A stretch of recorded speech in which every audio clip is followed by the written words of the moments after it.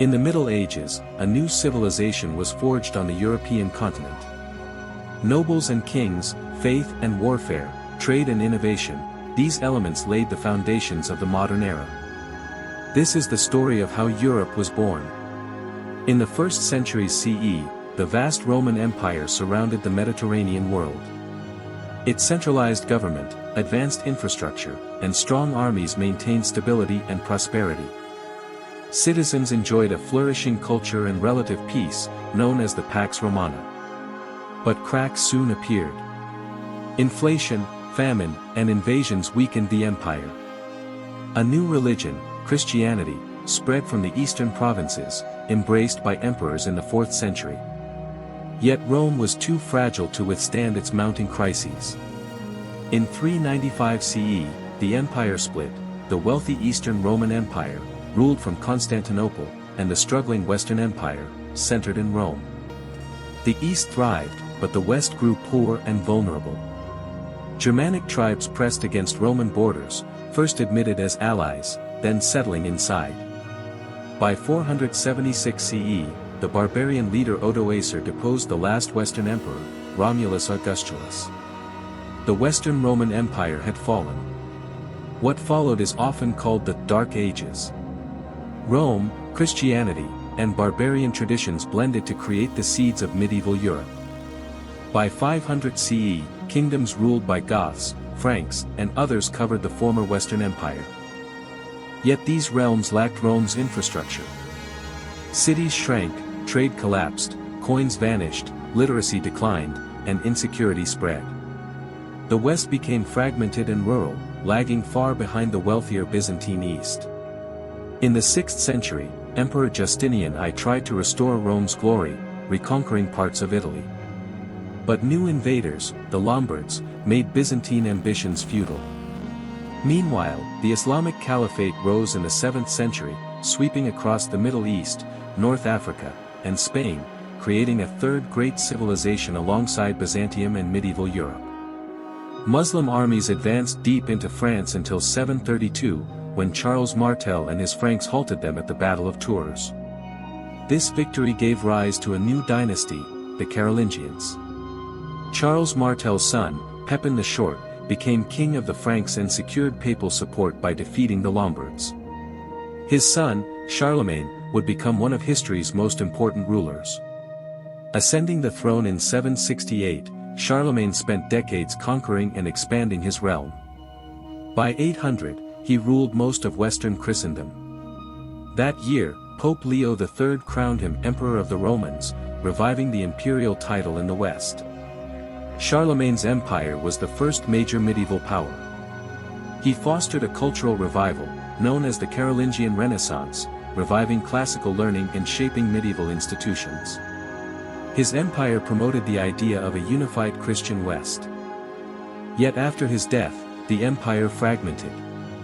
By 843, it split into 3 kingdoms, laying the groundwork for modern France and Germany. Soon, new waves of invaders, the Vikings from the north, Hungarians from the east, and Muslim raiders from the south, shattered Europe once again. As centralized power collapsed, local lords built castles, commanding peasants through force. A warrior nobility emerged, sustained by the resources needed for mounted combat. Land, protection, and loyalty bound nobles together in webs of vassalage. Kings were weak, overshadowed by their vassals. This decentralized system, known as feudalism, dominated Europe for centuries. But by the 10th century, conditions began to stabilize. Better climate improved harvests, invasions ceased, and kingdoms slowly re-emerged. In England, Alfred the Great and his successors united Anglo-Saxon realms. In France, Viking settlers in Normandy swore loyalty to Frankish kings, becoming Christianized Normans. In Germany, Otto I defeated the Hungarians in 955 and was crowned emperor in 962, founding what became the Holy Roman Empire. By the year 1000, Europe entered a new phase of growth. Agricultural innovations and favorable climate boosted food supplies, leading to population expansion. New villages and towns spread across cleared forests. Trade revived, fueling urban growth and the rise of a merchant class. Self-governing cities flourished, especially in Italy, where Mediterranean trade boomed. Education advanced as literacy spread, universities were founded, and scholars rediscovered ancient knowledge. Art, architecture, and music blossomed, laying the groundwork for future renaissances. Meanwhile, Europeans expanded outward. Norman conquests reshaped England in 1066, while Christian kingdoms in Spain began the long Reconquista against Muslims. Norman warriors carved out realms in southern Italy and Sicily. German settlers pushed east into Slavic lands. The most dramatic expansion came with the Crusades. In 1095, Pope Urban II called for knights to reclaim Jerusalem. Crusader states were briefly established in the Middle East, but ultimately lost. Still, the Crusades marked the growing influence of the Catholic Church. In the early Middle Ages, the papacy was weak. But reform movements in the 10th and 11th centuries sought to free the Church from secular control. Pope Gregory VII clashed with Emperor Henry IV over who had authority to appoint bishops, sparking the investiture controversy.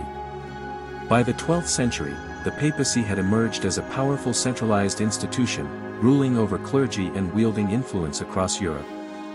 The Pope stood as a monarch in spiritual matters, rivaling kings in temporal power. Meanwhile, monarchies strengthened. England developed a consolidated state under the Norman dynasty.